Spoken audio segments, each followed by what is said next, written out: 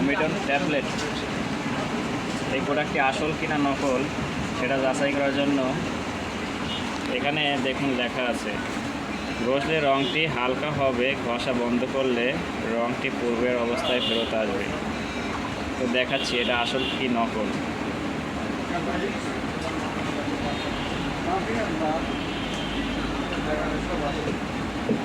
ঘষার সাথে সাথে এখানে কালার অনেকটা কমে গেছে, সাদা হয়ে গেছে। এখন এটা অফ রাখছি,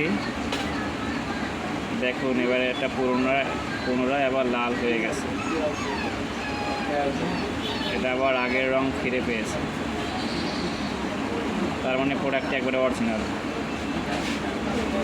তবে এই টেকনোলজিটা বক্সে না করে প্রত্যেকটা পাতার মধ্যে করলে কাস্টমার এটা নিজেরা চেক করে কিনে খেতে পারত।